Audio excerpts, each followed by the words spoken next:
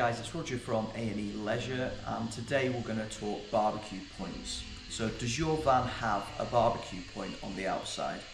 Could be a camper van, caravan or motorhome, and what is it you're looking for? So generally these barbecue points will be within a proximity to the gas itself. So on a caravan, it's usually towards the front of the caravan where your gas locker is, and it'll be run off from the regulator to the side of the caravan, and you're looking for a lid a little bit like this with one of these two connectors. So the first one we're going to talk about is the rarest one.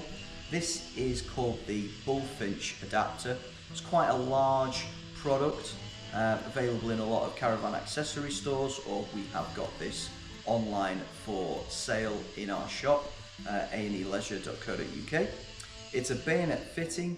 You are going to connect a piece of rubber hose to the end of it with a Jubilee clip around it, and then you're going to run that hose off to the other end where it's going to connect to your barbecue. So you take the adapter, push it into the housing, then to switch the gas on, you rotate the adapter.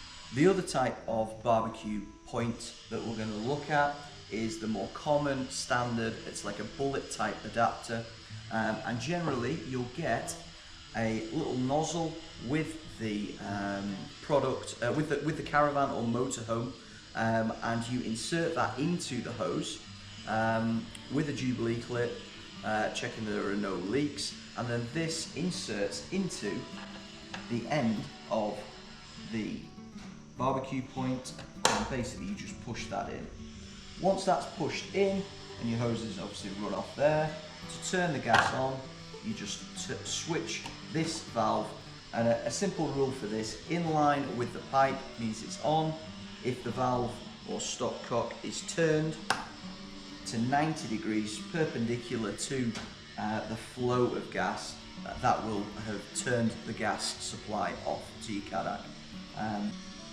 When you're not using the CADAC product, make sure you switch the barbecue point off, then you've not got a ready supply of gas to the appliance should anyone damage the hose, anything like that. You could end up with a gas leak.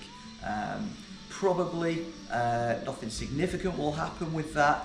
However, it will use your whole gas bottle, and then when you do want to cook those burgers later, you'll have no gas left. So best practice: turn it off at the valve or turn it off at the insert.